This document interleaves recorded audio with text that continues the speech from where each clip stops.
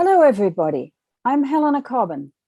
I'm the president of Just World Educational, a small educational nonprofit located in Washington, D.C., in the traditional lands of the Piscataways. Today is June 8th, 2022. Today's webinar is part of a project we're running throughout June to educate new generations of Americans about the horrors of nuclear war, the reality of nuclear risk, and what we need to do as a society to step aside from these terrible risks once and for all. Our project is called The Urgency of Banning Nukes. Most young Americans who are under, say, 45 or 50 years old haven't had to worry much about the risk of nuclear annihilation during their whole adult lives. But now, nuclear war issues are firmly back on the table. It's a fairly scary topic to think and talk about, because the possibility of nuclear war brings a real possibility of the annihilation, not just of the whole of humankind, but also of most other forms of life on Earth. Nuclear winter is a real thing, and we need to understand how to avoid it. However, we also have some good news to talk about in our project, because at the level of global politics, we now, since January of last year, have a worldwide treaty in place called the Treaty on the Prohibition of Nuclear Weapons, the TPNW. But sadly, none of the 9 states that have nuclear weapons today have yet signed it. And the 2 biggest and scariest nuclear arsenals in the world today by far are those controlled by the United States and Russia. I see our job as anti-war Americans as being to build a movement that's strong enough to push our government to sign on to this very important treaty, the TPNW. It is sobering to remember that if nuclear annihilation happens, then it will be a much speedier form of annihilation than anything that climate change can cause. But first, we need to understand the issues around nuclear war, nuclear deterrence, and nuclear risk very well. And that is what this project on the urgency of banning nukes is all about. Please check out our website, www.justworldeducational.org, to learn more about the project, which will also include more webinars coming ahead every Wednesday and Saturday for the next few weeks. And please tell your friends and networks about them too. As you may have noticed, we have changed the format and scheduling of these online learning events a little from what we started off with on June 4th. But you can always see the latest info about the project if you go to the link on our homepage at www.justworldeducational.org. My co-host here today is our project manager, Amelle Zeroug, and we have as our main guest and resource person, Ray McGovern, a feisty, dedicated, and very well-informed peace activist who back in 2003 was a co-founder of Veteran Intelligence Professionals for Sanity. But before that, Ray headed up the Soviet Foreign Policy branch at the CIA, where he was very involved in the negotiations for key treaties like the Anti-Ballistic Missile Treaty and the Strategic Arms Limitation Treaty. Amelle, why don't you start off with the questions you have for Ray McGovern about the nature of the nuclear threat historically and today, and what we can do about them, and I'll jump in with some questions of my own as needed. I will also be Zoom teching here in the background, pulling up the visuals that Amelle or Ray want to share, and wrangling questions during the Q&A period that will follow their main discussion. So over to you, Amelle. Thank you, Helena. I'm just really delighted to have you here, Ray. And I think to start, I'd really appreciate it if you could give us a bit of context on your experience and work, and if you could talk about your involvement in SALT and also what that stands for. Sure. Amelle, I go back a ways here. Back in the early 70s, I was chief of the Soviet Foreign Policy branch at CIA. And our preoccupation in those first 2 years was with what we call the Strategic Arms Limitation Talks, or SALT. It's later called SALT 1 when SALT 2 came along. Now, what was that all about? Well, there was a kind of a balance of terror where we kind of knew that the Russians could destroy us if we mounted an offensive nuclear war against Russia, and they knew that we could destroy them. So there was this balance of terror where everyone knew that it would kind of be foolhardy, and yet they might try. And the dangerous new phenomenon was the development of anti-ballistic missiles. Now, those were sold to President Reagan. He believed, now get this, he believed that you could shoot missiles and hit other missiles coming in, no matter how many decoys there were or how many missiles. He was led down the garden path by those who profiteer from developing such missiles. It's a very sad story because at one time, Gorbachev, who was president of Russia, proposed just deleting all these missiles. And Reagan said, well, that would be deleting all nuclear weapons, actually it was. And Reagan said, well, then he was brought aside by his advisor, said, Ronnie, that would mean that you wouldn't be able to develop this anti-ballistic missile system, which could defend the United States from all missiles. And so he said, no, I can't do that. Now that goes way back, okay? But even before that, people realized that there needed to be some kind of agreement whereby people would be restrained from trying to build anti-ballistic missiles, which at the time we thought might work. I mean, you can't assume they don't work, right? You're the Russian military, you can't assume they don't work, okay? And so, long story short, rather than build anti-ballistic missiles up and down the east and west coasts in the northern part of the United States and throughout Russia, the two sides were sensible enough to know that there must be a better way. So they started talking. And then something really unusual happened. President Nixon and Kissinger decided, China is really afraid of Russia, and they have good reason to be afraid of Russia. They got 40 divisions on the Chinese border, for God's sake. Let's exploit that fear, cultivate relations with China, and then maybe the Russians will come to their senses and say, whoa, wait a second, we can't let the US and China develop really good relations. And that was the story. And I was in a catbird seat there because my branch was following that. We saw the Russians come around and develop ties with us that we had never seen before. The four-power agreement on Berlin. We never could agree on that kind of thing. It was agreed. Hang on, Ray, what year, what period are we talking about? We're talking about 1972, 1971, actually. That's when Nixon went to China. Thanks for asking, Helena. It's it was Nixon went to China in February of 1972.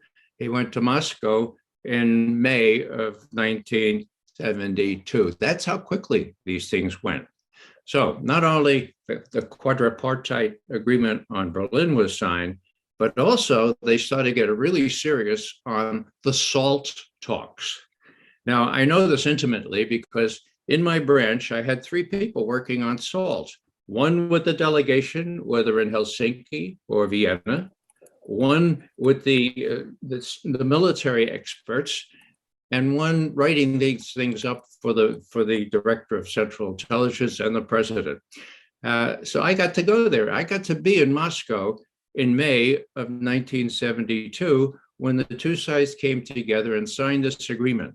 Now, what was so special about this agreement? Well, they decided that rather than enter a race to build ABM sites, they would limit each side to 2, count them, 2. Would that be enough to defend the other country?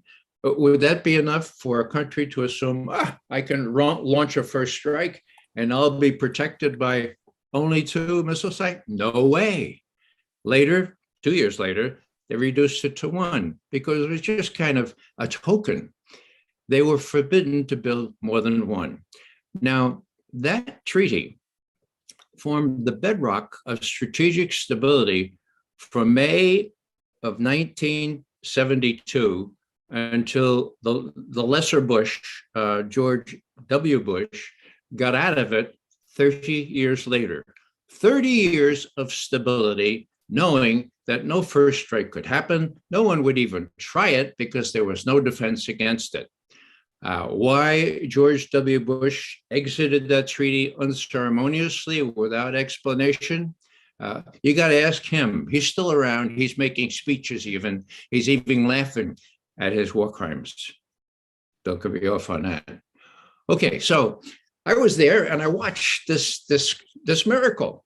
I was in the opera with Kosygin, the Soviet premier, and Brezhnev, and Nixon, and Kissinger. And the next day they signed the thing. And I said, wow, whew. See, I grew up fearful. I grew up in the streets of New York, and I used to walk around and say, well, why are they building that building? I mean, it's good. It could easily be just knocked down like all these other buildings by a nuclear strike. So long story short, that was really a cornerstone of strategic stability. The strategic weapons were of limited use in a first strike. They'd never survived the retaliatory strike. Is that clear about the anti-ballistic missile, how it worked and all that? It was a treaty. I think I have a sense. Yeah. Okay. Now what is the ABM treaty? Well, the ABM treaty was the treaty that limited each side to initially 2 ABM sites, and 2 years later, 1 ABM site, one around Moscow and one I think we had out there in Montana somewhere. So if I could actually jump in here. Sure. My understanding of the ABM treaty and the contribution it made was that really it was a sort of acknowledgement by both Washington and Moscow that they were mutually vulnerable. And therefore, they couldn't get away with a first strike that would completely demobilize and destroy the other side. Is that right? That's right. But there was this uncertainty with respect to anti-ballistic missiles that needed to be, what's the word, categorized, put in a treaty so that both sides would limit their deployment of these missiles. Now, somebody asked me one time, well, did the Russians cheat, or what was your role in that, McGovern? And I said, well, our role was from political analysis, working very closely with the strategic people and the technical people. And when Nixon and Kissinger asked us, will the Soviets cheat? We said, probably. And they said, well, how soon would you be able to tell us? And we went back to the people who run the satellites and all that, and we got the answer, about 10 days. Okay. We can go with that. 10 days, you'll let us know. Guess what? In 1983, it was that the Russians built this great big ABM site in a place called Krasnoyarsk in the middle of Siberia. We detected it almost right away in the imagery that we took, and we called the Russians on it. We said, look, you're building another ABM site, tear it down. So tear it down came before tear down the Berlin Wall. Now, in those days, Reagan and his associates were calm enough to say, look, this, another ABM site's not going to change the world, but we got to call these guys on it.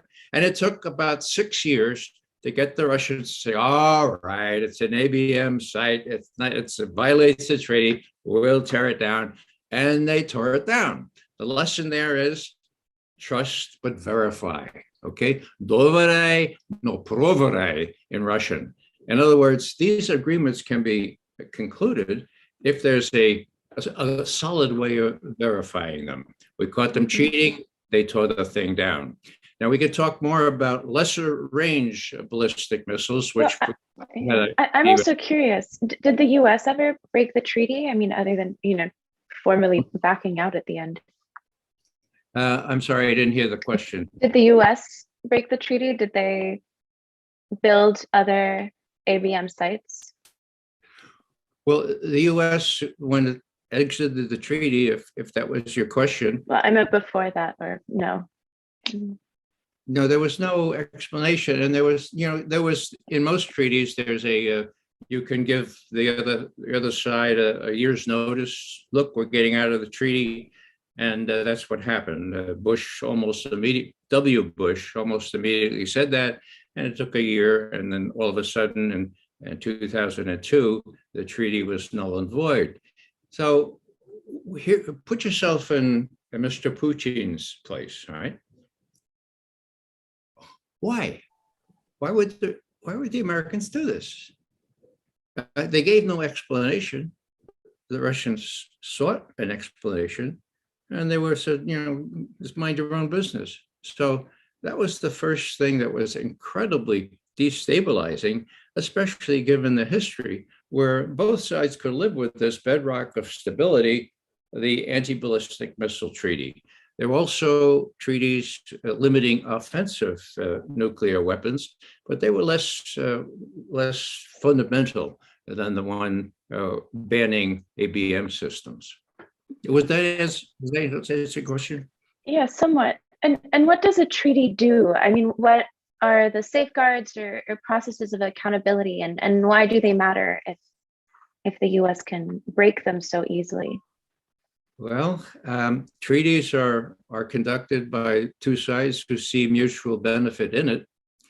As I mentioned, not only was there mutual benefit in codifying the relationship between these two nuclear powers, but also the Russians saw real benefit in having a decent relationship with the United States, in competition, actually, with the Chinese, who had just broken all precedent and developed cordial relations with the United States. So this triangular diplomacy played a role in there, a major role. But the treaty stood on its own merits, and the idea was to prevent the creation of more and more ostensible capability to protect against a strike, so that neither side would say, I think we could do a first strike now. A first strike meaning knocking out all strategic missiles of all kinds so that there could be no retaliation. There's no longer any possibility of a first strike. As a matter of fact, never has it been more speakable to say an attack from one from the other. And one of the big flies in the ointment is the fact that although we have really good coverage of any ballistic missile firing from anywhere in the world, the Russians do not. This is big, okay? The Russians have not refined their satellite imagery or their satellite capabilities to the point where they have our capability. So, as MIT professor Ted Postal relates, there was an incident where a rocket went up from Norway. Now, it crossed where the Russians actually have a view into our ICBM sites, intercontinental ballistic missile sites in northern part of the United States. And when their radar detected it, they didn't know if this was a ballistic missile strike.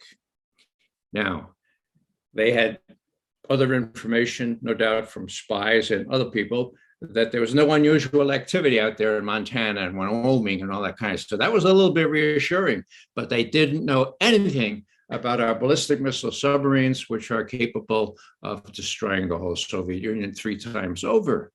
They took a chance and said, well, let's wait, okay? Now, the wait time there was probably about 25, 30 minutes. And lo and behold, it turned out that it was a research rocket by the Norwegians to try to see more about the Milky Way, all right?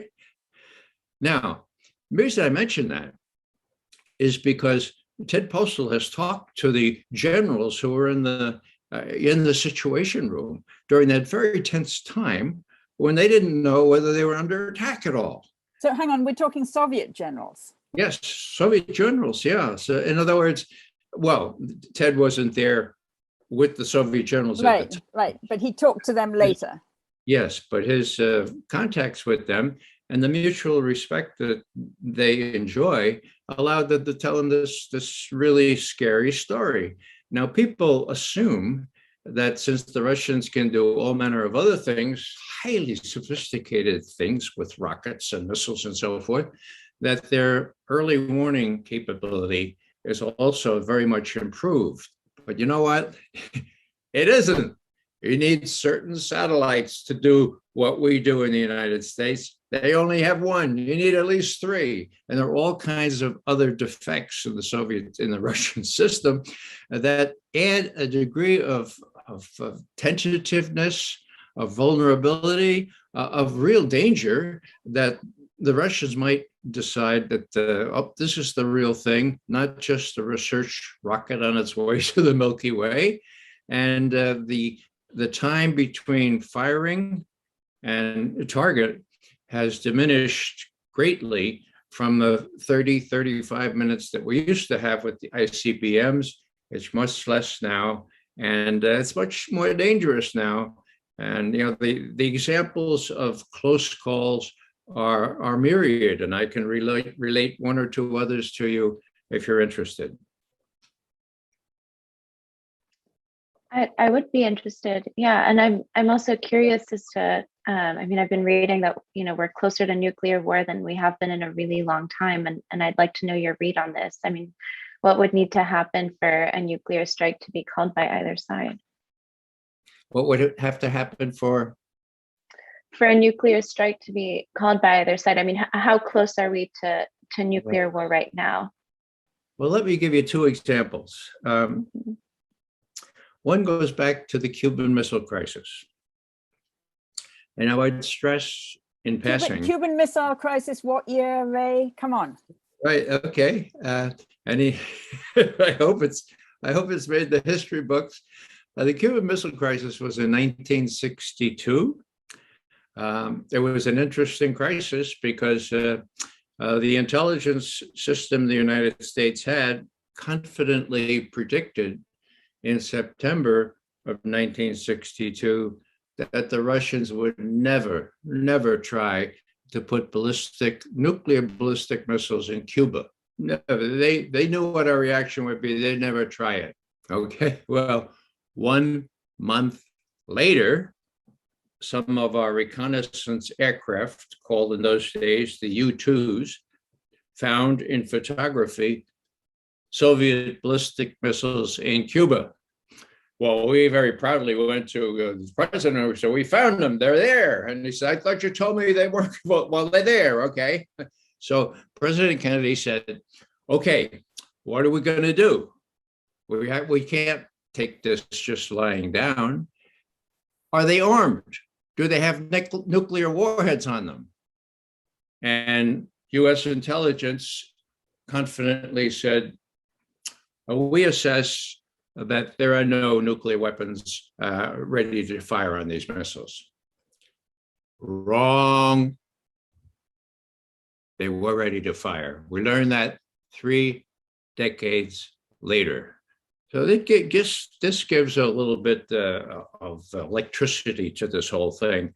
We didn't know, the president didn't know, John Kennedy wasn't smart enough at that time to say, what do you mean you assess? Does that mean you guess or do you know?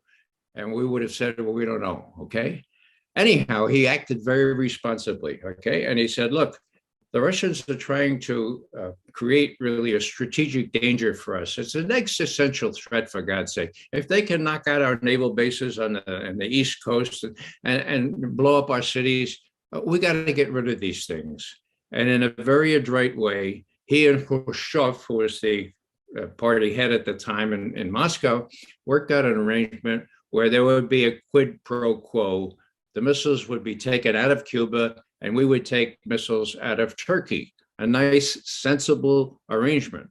Now, why do I mention that? I mention that because right after, well, just in the middle of these discussions, there was a Soviet submarine near Cuba, okay? And they had nuclear torpedoes and they were armed, okay? They were out of communication with Moscow for about 4 days.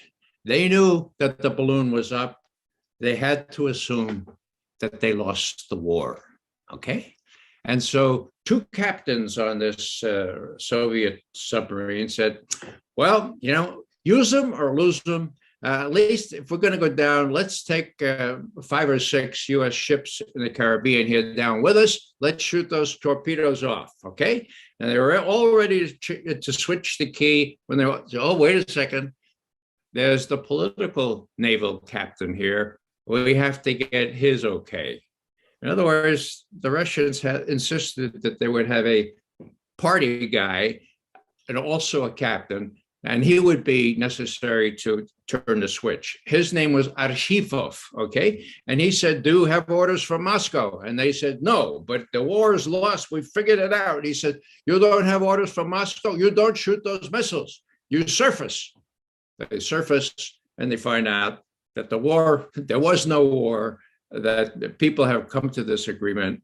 And that's how close we came. In other words, if that would have started a nuclear exchange, for sure. That was right at the very end of the Cuban Missile Crisis. Now, let me say just one more time that the kind of missiles I hope we'll discuss a little bit later, placed in Poland, Romania, and God forbid, Ukraine, pose an existential threat to Putin's Russia. It's the same deal. It's the kind of thing that no president of any country can tolerate, being right under the gun of medium range and other ballistic missiles. So when Putin's looking at this, he knows about the Cuban Missile Crisis, and he knows how we reacted. And I think he probably says, you know, why can't they understand that I react the same way to the emplacement of missiles right on Russia's border? Could I just interject with a couple of things here? One is, Amelle, if you could make me co-host, that would be awesome. Ray, you said that there are medium-range missiles now in Poland, American missiles in Poland and Romania, and God forbid Ukraine, but they're not in Ukraine, right? They're not, no. As a matter of fact, there's an anomaly that I can't quite explain, and that is simply this. Maybe somebody listening will be able to research this and help me out. You'll remember that late last year, actually it was earlier in December of last year, Biden and Putin agreed that there would be negotiations on these issues. That was the 7th of December, I believe. And they agreed, as Putin had insisted, that this be done, you know, not next summer, but immediately, right? So they set up a negotiation process to begin in Geneva on the 12th of January 2022, this year. Then all of a sudden, the White House gets a call from the Kremlin. Mr. Putin wants to talk to Mr. Biden right now, like tomorrow. On the 30th of December 2021, there's this exchange between Biden and Putin. We don't have much from the American side, but the Russian readout said, and I quote, Mr. Joseph Biden said that the United States has no intention of putting offensive strike missiles in Ukraine, period, end quote. There was great rejoicing among Putin's associates and in the Russian press at that undertaking, but there was nothing about it in the US press. Now, that's a biggie. If Biden, well, number one, nobody contested the Russian readout of that meeting. The US just didn't say much about the meeting at all. So based on past experience, that means that, you know, there was nothing, that this was true. This was an undertaking by Biden. A personal undertaking, one-on-one, President to president directly on the telephone. Now, what happened? The negotiations began on the 12th of January. Nothing more was said about Biden's undertaking that the US had no intention of putting offensive strike weapons in Ukraine. It kind of fell into never land. My diagnosis and my suggestion is that after Biden made that undertaking, or promise, if you will, his associates said, "Joe, come on, man, those are big high cards in our hand. Forget about it. Forget about it." I don't know why it was forgot about, but it was forgot about. And if I were Putin, I would say, "Whoa, I can't even trust a personal one-on-one direct promise from the president of the United States on this key question."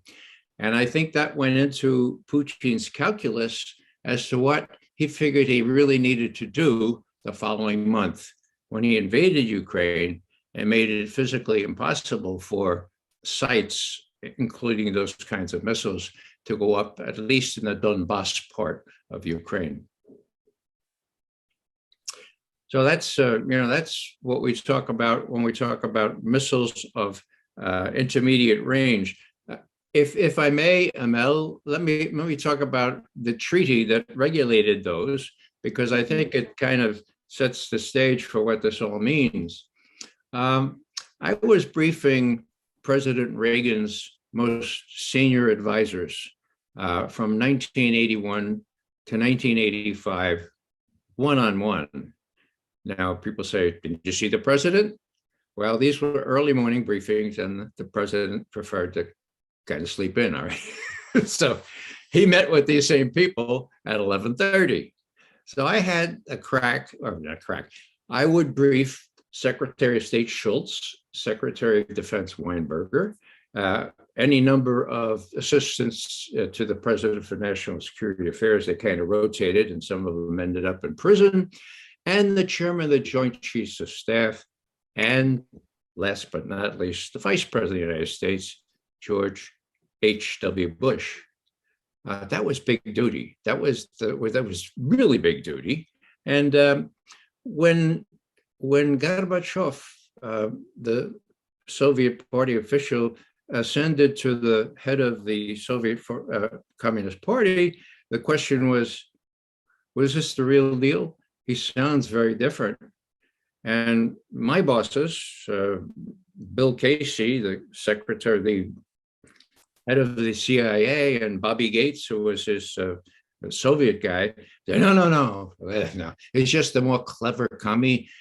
He's just, just pull the wool over all eyes. A commie is a commie. The Communist Party, the Soviet Union, will never, ever give up power peaceably. Well, honest analysts and I thought otherwise. And as we watched Gorbachev take hold, we were convinced that he was willing to deal. And sure enough, Secretary Schultz went over there to confirm that.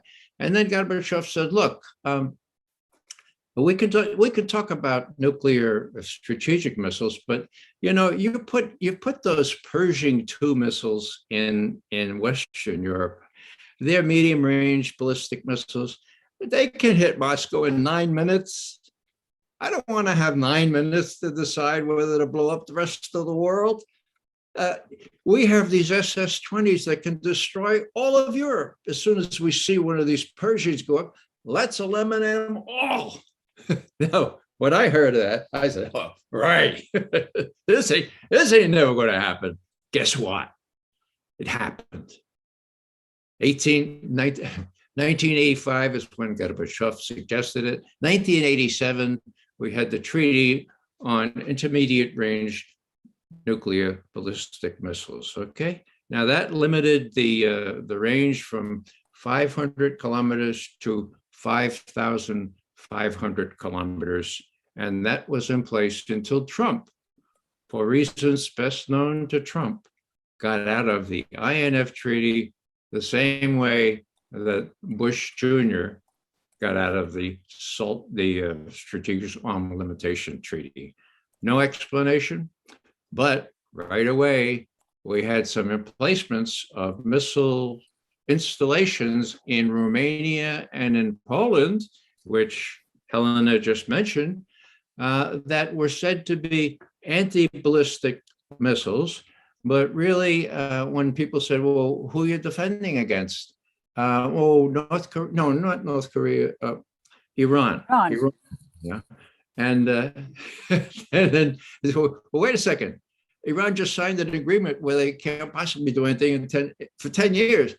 Well, they may violate, it was just implausible. Now, what I would ask is if we could play a short video, and if you fall asleep, you're going to miss the whole thing because it's only 2.5 minutes or so. It's a video that shows Putin after he had argued many times with US officials. This is in 2015. He said, look, we can't go on like this without limiting these missiles. And you say that the ABM sites there in Poland and Romania are... Well, hang on. Let's look at the actual video. It's introduced by you on the video, okay, Ray. Good. So here it is. I won't steal my own thunder. So I'd like you to pay very, very good attention to this next clip, which just is about a minute long. And it shows Putin very uncharacteristically losing his cool. He's talking to Western journalists. They don't get it, okay? They have no idea how the Russians look at this as a threat to their national security, as a threat to their retaliatory capability if these missile defense systems are able to squelch their offensive capability with their ICBM. So watch this next thing, and you'll see from this segment, which I hope will go on just a few seconds now, how Putin really is kind of beside himself, because as you can see, some of these Western journalists say, oh, that's interesting. Yeah. So let's have that second clip, please. Вопроса нет, а система ПРО продолжает строиться. Значит, мы были правы, когда говорили, что нас обманывают. С нами неискренне, ссылаясь на якобы имеющуюся иранскую ядерную угрозу при строительстве системы ПРО. Ну так оно и есть на самом деле. В очередной раз пытались нас надуть. Сейчас построили эту систему, сейчас ставят там ракеты. Так? Но вам должно быть известно, что ракеты эти закладываются в капсулу, которая используется для пусков ракет средней дальности «Томагавк» морского базирования. Туда закладывают сейчас антиракеты, способные поражать цели на расстоянии 500 километров. Но мы знаем, технологии развиваются. Мы примерно знаем, в каком году примерно американцы получат новую ракету, которая будет уже не 500 километров, а 1000, а потом больше. И с этого момента они начнут угрожать нашему ядерному потенциалу. Мы по годам знаем, что будет происходить. И они знают, что мы знаем. Это вам только вешают лапшу на уши, как у нас говорят. А вы, в свою очередь, вешаете своему населению. И люди не чувствуют опасности. Вот меня что беспокоит. Ну как мы не можем понять? Мы тащим мир вообще в совершенно новое измерение. Вот в чем проблема. Делают вид, что как будто ничего не происходит. Но я не знаю даже, как достучаться. So there you have it. You know, what's the matter with you folks? Why can't you understand this? And he's talking to the journalists, of course, and you can't see any rational discussion of this in Western media. The Russians are very upset about this, and by extension, you could see that applying to the Far East itself. And I guess this is not Putin's general way of talking. Ray, you said he seemed more agitated than usual. Yeah, the main points he tried to make was not only that they lied to us about it being a anti-ballistic missile system, or that it was aimed at defending from Iran, but that these capsules, these installations that they put already in Romania and are almost finished in Poland, they are of the same proportions to tolerate Tomahawk missiles, cruise missiles, offensive missiles, in direct violation of what had been the Intermediate Nuclear Forces Treaty. Now, ironically enough, Trump hadn't even left that yet. But as soon as he did leave that in 2019, then these aegis developed for ships. The cruise missiles, they're put on shore, and they can easily be converted, slipping a new little CD in overnight into offensive missiles. And this is the point that that Putin is making to these Western journalists. He says, look, we know, we have the Pentagon plans. We know exactly what they're doing. There'll be ABMs for a little while, and then we know when they plan to make them into capsules suitable for firing offensive cruise missiles. And the point is, as Putin later explained, if there are offensive missiles on the border of Russia in Romania, which they already are, and in Poland, that is, the installations are already there, then the intercontinental ballistic missile capability in Russia is in danger, as is Moscow, and in danger in, guess what, like 7 to 9 minutes. And if hypersonic missiles are put in there, which the US will inevitably eventually have, the Russians haven't now, then it will be 5 to 7 minutes. So let's just think about this. I'm Vladimir Putin, right? And I say, okay, now these missiles, they fly real fast, the hypersonic ones, or even these cruise missiles, not so fast, but they endanger our entire ICBM force. How much time will I have to decide whether to destroy the rest of the world? I mean, that's what it amounts to, folks. A nuclear exchange will ipso facto destroy the rest of the world. So here's Putin saying, what? You say 4 to 5 minutes? Give me a break. We have to stop that. And in my view, this is largely what the Russian intervention in Ukraine is all about. They made this point for 6 or 7 years to the US administrations. They weren't listened to.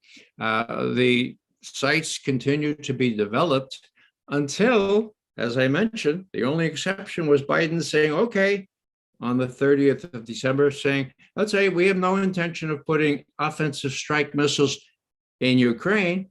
All of a sudden, that disappears from the horizon. So Putin says, look, this is getting really, really, really, really dangerous for us. Besides that, it looks like the Ukrainian army is gearing up to attack the eastern provinces of Donetsk and Luhansk. And that's, that would form the background of why he decided to do what he did. So to say that his invasion of Ukraine was unprovoked is a bald-faced lie. It was provoked. And the US knows that better than anyone else. Do I favor invading other countries? Of course not. But I can understand where Putin was coming from. And again, the US media and the Western media has really been very misleading in saying this was unprovoked. As I see it, Putin was looking at defending his own country. He didn't want to have just 4 to 5 minutes or 5 to 7 minutes to decide whether he was under nuclear attack. And so that's one of the reasons why he did what he did, in my view. Yeah, I mean, honestly, Ray, this is so grim. I mean, what can we do? Is the TPNW a solution? And what do you think it would take to wrangle away nuclear weapons from the American military? Well, it's going to take some strong advocacy. It's going to take some strong movement. Now, I would appeal to people not to be discouraged. Discouragement is not what we need, okay? I remember back in the 70s, Quakers, Catholic workers, other people going out with signs, ban the bomb, ban the bomb. And the reaction was, oh, how admirable, but how pitiful, you know? This will never gather steam. And lo and behold, a decade later, 1 million people demonstrating in New York and elsewhere, ban the bomb, ban the bomb. And that was one reason why we got some of these treaties, why we got some sensible legislation. So don't give up. I mean, this is what it takes. It takes people really getting into it and understanding, first and foremost, what's going on. Now, I'll bet you that not 1 out of 100 Americans realize that Putin has this dilemma, that he wants more than 5 to 7 minutes to decide whether he's under nuclear attack. The implication of that is very, very clear, of course. It has to be automated, right? It has to be down to the machines with the sergeants and the lieutenant colonels, and they detect this research scientific rocket going up near Norway, and they say, "Oh my God, we're under attack." They don't have time to call, say, get Putin on the line. Well, yeah, we think we're no. They say their orders are to push the button, push the button. Unlike the Cuban Missile Crisis, where you had a political party guy, a captain, naval captain, to say, no, we can't do this without orders from Moscow. In this case, the timing is such, orders from Moscow are impossible, okay? Now, that's big. That's a big deal. And when you add the reality that the Russian early warning system is not as good as ours, and that they cannot depend to be aware of all ballistic missile firings wherever they happen on the globe as we can, then that just compounds the problem. And when you come right down to it, do we want to destroy anybody? I don't think so. Not American. Not.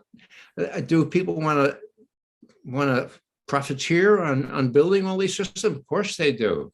But there are more of us than there are of them. And I think we really have to just kind of put our bodies into it. And ban the bomb signs have to go up, not with 100 people carrying them, but with 1 million people carrying them. And we have to be willing to do business.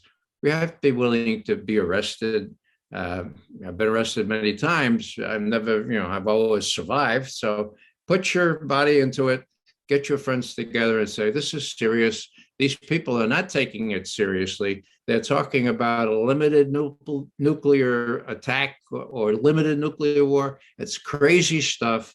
We have to combat that, make sure people are aware of what the stakes are. And, it's really up to us. And we still have the freedom to do that. I don't know for how much longer, but let's carpe diem, seize the moment and do what we have to do. So I'd like to actually come in here with a follow-up, because Amelle raised a great point, and you raised a great point. Like, there was that big, 1 million person march in New York City exactly 40 years ago. And as you had said, Ray, it helped us get the INF treaty and other things, but it did not result in banning the bomb.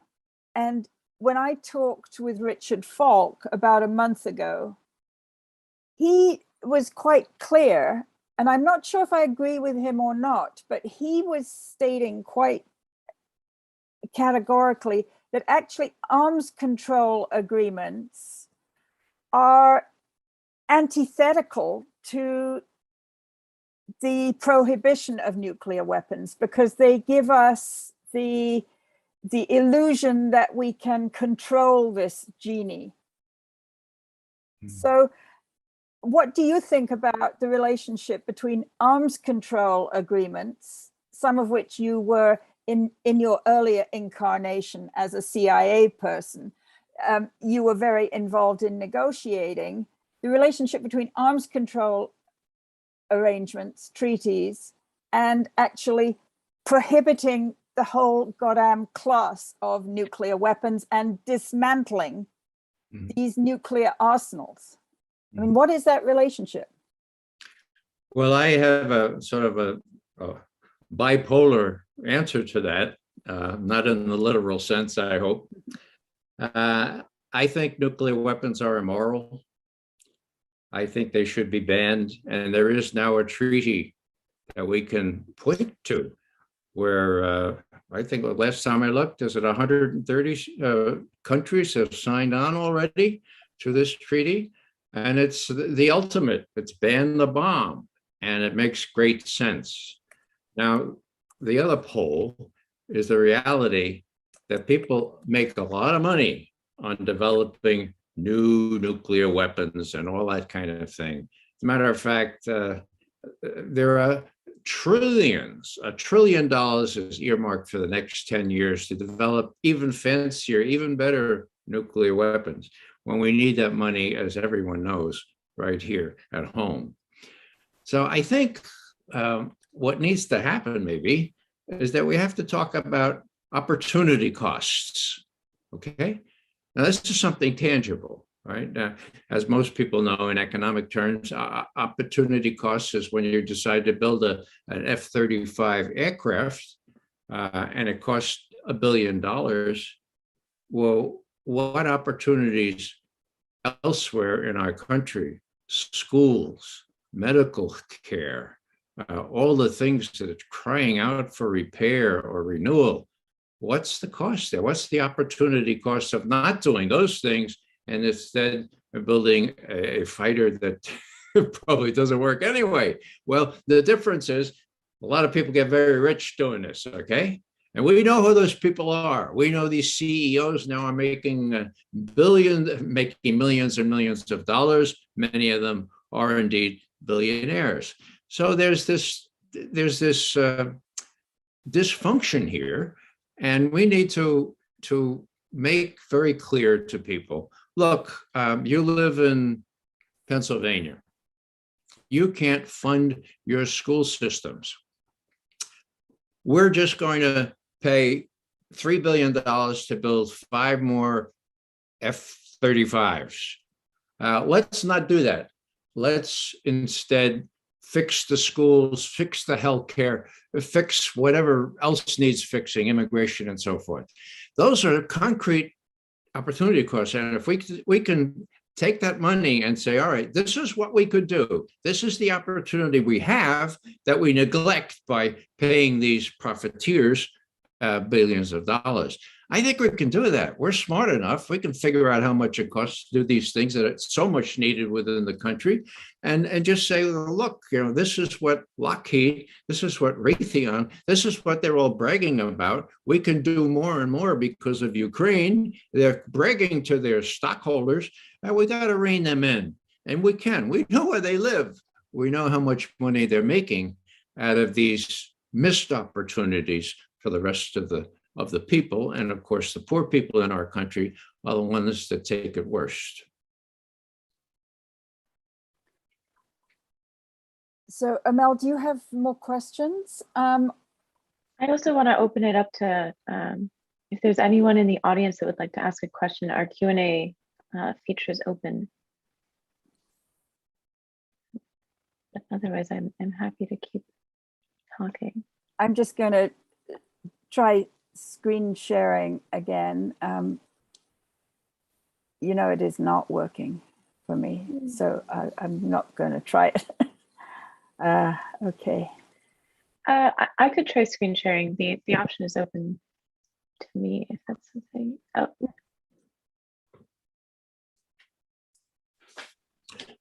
I could one disconcerting factor, as if we needed yet another. That is that according to Ted Postal, the eminent physicist, professor emeritus from MIT, who worked very closely at the highest positions, right under the Office of Naval Operations. He tells me that he is really aghast at the caliber of professional that now has charter over these incredibly consequential decisions. He says, let me quote him here. He says, it really is very, very sad to watch how people are promoted beyond where they're knowledgeable about these things. He says that many people that do the kinds of things he used to do are supremely non-qualified. Now, if you put that together with the clearly non-qualified foreign policy advisors and with the clearly non-qualified economic advisors that Putin has surrounding him. No, not Putin, Biden. Not Putin, yeah, not Biden.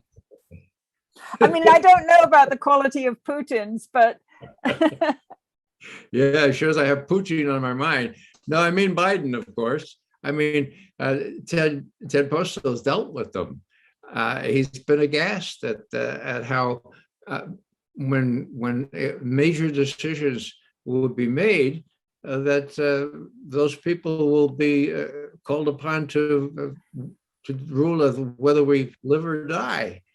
Now, again, if you put yourself in Putin's place, he's looking on. He's reading what Ted Postal writes. He knows who's making these decisions. Is there a degree of tentativeness there, a degree of delicacy, a degree of fear? You bet there is. In other words, Putin can't be sure that reason will prevail among those close to Joe Biden. He's already decided, in my view, that when he talks to Joe Biden and extracts a promise from him, he can't count on Biden following through.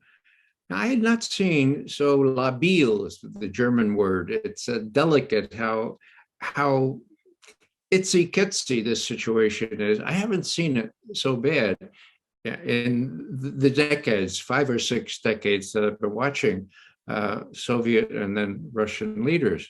So what we need to do, actually, is to rally the troops here, rally the movement, and get people to realize what's going on and prevent the worst from happening. And that starts with Ukraine here.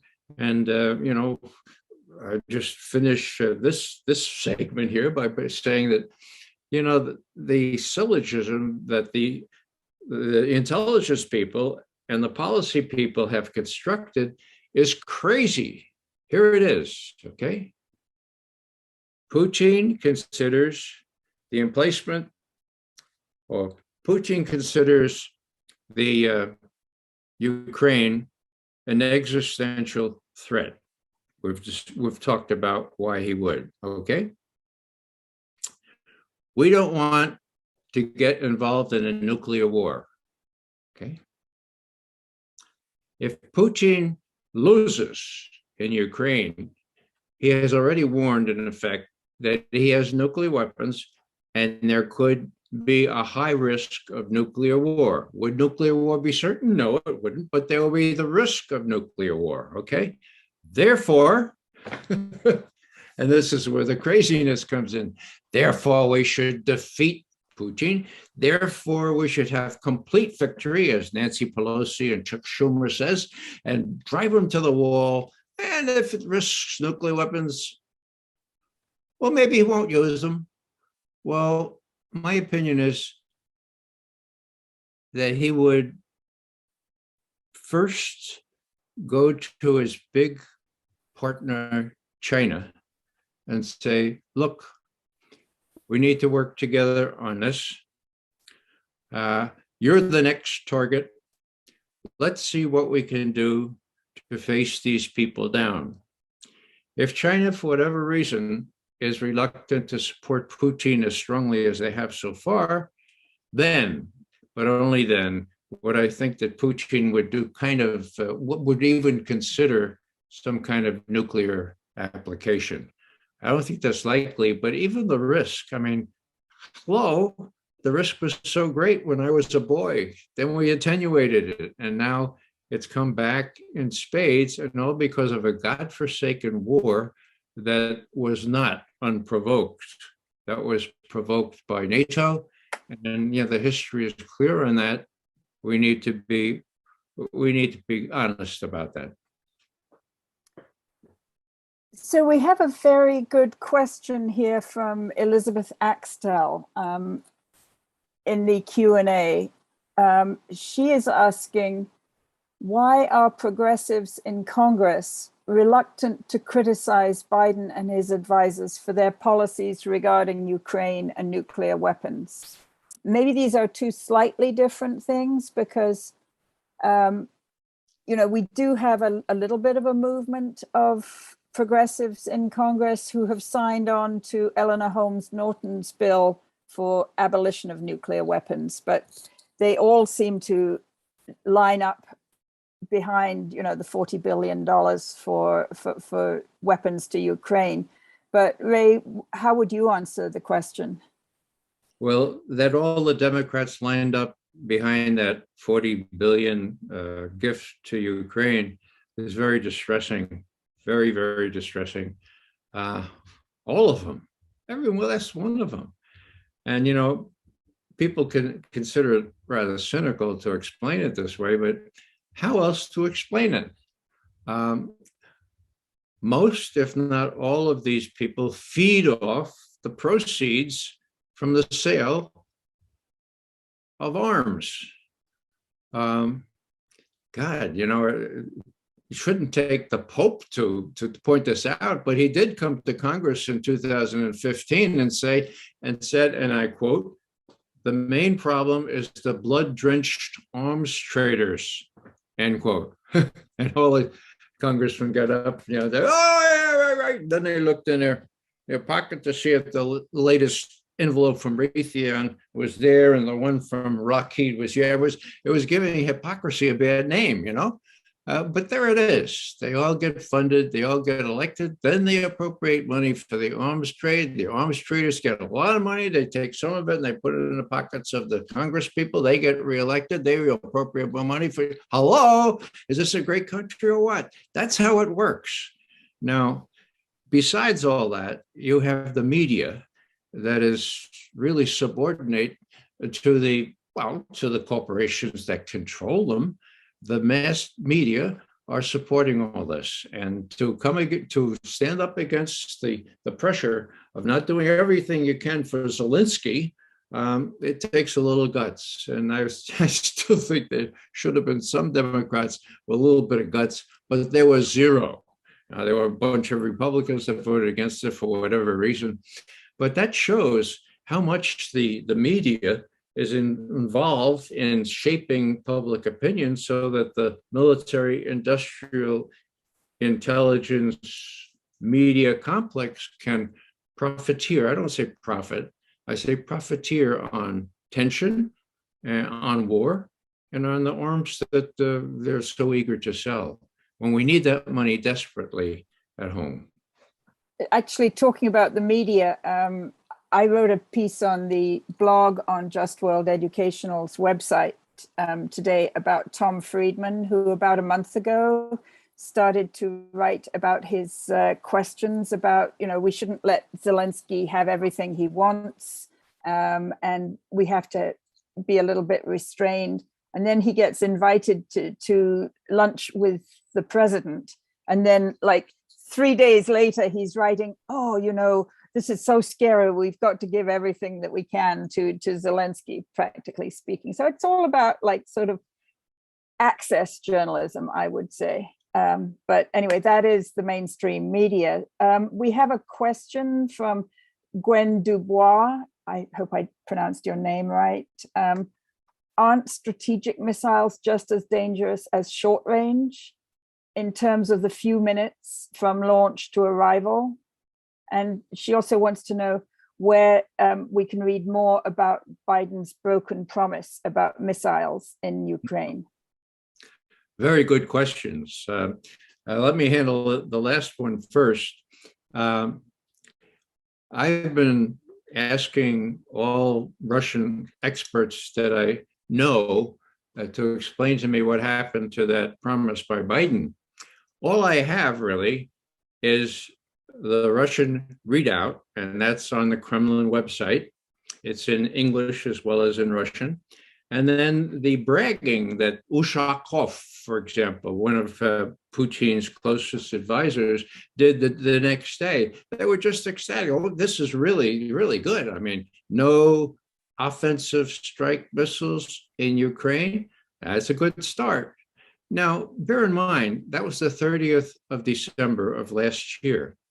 I often just wondered why it was that even though they had set up the negotiations to happen on the 12th of January, why it was that the Kremlin called the White House and said, no, we talked, that is Putin and Biden talked on the 7th of December. We need to talk again. We need to talk before the end of the year. How about the 30th December? So it was the Russians that wanted to talk. What did they want?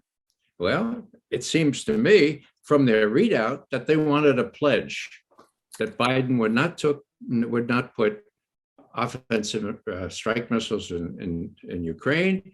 And he said that the US had no intention of doing that. Well, okay, what happened to that? So the answer is, I don't know. And I'd be really happy to find out what happened to that. Now, the first part of the question was having to do with, can you help me, Helena? Hang on, it's over here. Oh yeah, I think I remember now. Strategic missiles range and now the time to. Well, last time I checked, these ICBMs in Nebraska or Montana, the ones out in Siberia, they traditionally have taken about a half hour, 35, 25 minutes from launch to target, okay? These intermediate range ballistic missiles, which Trump got out of that treaty, the INF treaty, the Intermediate Nuclear Forces Treaty, they take 9 minutes. The Pershing IIs we had in Western Europe took 9 minutes to take Moscow out, to take other sites out. And the SS-20s in Russia didn't need any more. Close by they were to really destroy Western Europe. Now, wasn't it some sort of a miracle? Maybe this is a reason for hope. Gorbachev said, hey, I don't want to be in a position of having only a few minutes to decide. Do you guys? And well, guess not, So let's destroy them. Now, as I said before, I said, yeah, right. They're going to destroy a whole class of short range and medium range, intermediate range ballistic missiles. 500 kilometers to 5,500 kilometers in range. And they did. And Scott Ritter, my good friend, and other good friends went to Siberia and personally supervised the destruction of those SS-20s. And I have other friends here in the United States where the Russians came in and watched the destruction, or they came into Western Europe, of course, watched the destruction of Pershing IIs. So it can be done. Miracles. Yeah, I mean, that's really good news, actually, isn't it? That there is the track record of the dismantling of an entire class of weapons. So it's not like you have to invent the wheel again. How do you do this? How do you verify it? Blah, blah, blah. Let's just do it. Yeah. What was needed then was a Ronald Reagan who was willing to be educated, and a George H.W. Bush who was willing to help educate him, and a Mikhail Gorbachev who was willing to meet with him, meet with his Secretary of State, talk about these things. When they met in Reykjavik, Iceland, my God, they almost agreed to abolish all nuclear weapons. I told you that before. So it is possible. All we need is kind of a rational human being, not tied to the military-industrial complex, that can think these things through and say, do I really want to be in a position as delicate as giving the Russians only 5 to 7 minutes to decide whether they need to wipe us off the map? You know, they asked Putin. It was Putin this time. They asked Putin after he won his last election. Okay, they said, now, President Putin, if there were a strike, a strategic strike on Russia, and it was already launched, and Russia would be destroyed, would you really push the button to destroy the rest of the world? It's not a strange question. I looked at them and I said, well, what the rest of the world be like without Russia?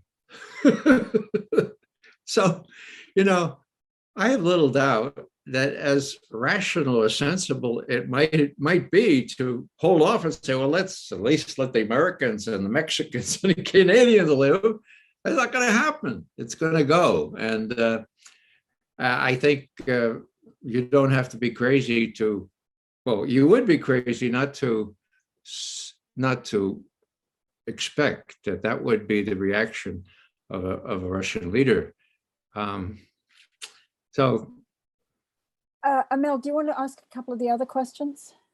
Sure. So I think there's another question here. Marcy Matosic, I'm sorry if I butchered your name, is asking, where can we find the details of the Minuteman ballistic missile launch protocols in sequence, which I think you would be best qualified to tell us. I'm sorry, where could we find? The details of the Minuteman ballistic missile launch protocols in sequence. Well, I think I'd start with Google. Really, it's a lot of this stuff is quite out open in the open. And of course, the Russians and the Americans know about it. But the Minuteman, most people think that it's really kind of outlived its usefulness, that with all these other, especially the seaborne ballistic missiles, which alone not only can destroy Russia and China together several times over, but cannot be detected easily. I mean, that's the whole thing about these submarines. It's really hard to detect them. They're as quiet as a lot quieter than my air conditioner. Okay, so you know, these things really are not, you know, they're not special science or anything. They're just facts, and the more people know the facts, the better, and the more they're willing to realize the danger. Let me give you just one more example, if you'd like, about how close we came at a period of tension similar to the one that exists now. Would you like me to do that? Okay. Yes, please. Okay, this was 1983. I was briefing 1983. But all of this that I'm going to say is public knowledge. KAL 007 was shot down. This was a Korean airliner with almost 300 people on it. It was shot down by Soviet air defense over Siberia. It wandered well thousands of kilometers into Soviet airspace and was shot down. That was a big cause célèbre, of course, and the Russians were charged with deliberately shooting that passenger plane down. Now, I have to be careful what I say here. Let me just say this, that the Russians deliberately shot that plane down. Did they know it was a passenger plane? No. They thought it was a US spy plane. Now, why was it that when we presented our case at the UN, only part of the intercepted conversations between control tower and pilot were revealed? Because the whole thing would have shown that the Russians did not know that it was a civilian aircraft. They thought it was a military aircraft. And we know that that was excised from what was shown at the UN. How do we know that? Well, the fellow in charge of the State Department video shop confessed to that in a book he wrote. In a book he wrote about 10 years later. And what was his conclusion? His conclusion was, and I quote, "All countries lie, including us. The one who wins is the one who lies first." Okay, that's the background, okay? So the Russians know they didn't do, they know they deliberately shut it down, but they didn't know they know that we know because our commo is so good. And after that, there were all kinds of really, really hot issues. By October, we were running an exercise, which was a full dress strategic forces exercise in which the Vice President of the United States, for the first time, was participating. Now, my friends working directly on the Soviet Union realized that the Russians thought this was the real thing. They sent out all kinds of queries to the KGB people. Is this the real thing? Are they doing the real thing here? We're really agitated. Now, my colleagues were so convinced that this was so dangerous, they went to Bobby Gates, who was the deputy director for intelligence, and they said, "We need to tell the White House, the Russians think this is the real thing." He said, "Don't worry about it." So to their credit, they went to Bill Casey, the director, and they said, "Look, Mr. Casey, even we might be wrong about this, but think of the stakes here." Casey went then to the White House, called the participation of the vice president, called the thing off pretty much, toned it down, and the Russians in turn toned down their retaliatory capability. That was really close. That was called that was in October, November. Able Archer was the name of the exercise from our side. The Russians were beside themselves. Andropov, the head of the KGB, was the head Soviet person then. So you not only have Arkhipov in 1962, the Cuban Missile Crisis, you have 1983, you have the Norwegian satellite in the 90s, not the Norwegian satellite, the Norwegian rocket. So you have a lot of close calls, many of which we don't know about, obviously. So the time is to kind of face up to it and say, neither of us is going to prevail in a nuclear exchange. For God's sake, start talking about it. We have a treaty. Why don't we get together and abolish these nuclear weapons? It would be for everybody's benefit, including you might even get the Chinese to sign on to that, because the Chinese, to their credit, have pledged themselves no first use. In other words, they will not be the first to use nuclear weapons. The Russians and we have not made that pledge. That would be a good starting point to get the U.S. and Russia to do that. And really good people who are responsible for getting that treaty drafted and signed. I think it's about 4 or 5 years ago now that it came into being. And they are to be applauded. Nobody thought they could possibly do it. And as I say, most of the countries of the world are for it, except those 9 or 10 that have nuclear weapons already. And of course, that includes Israel, as well as Pakistan and India.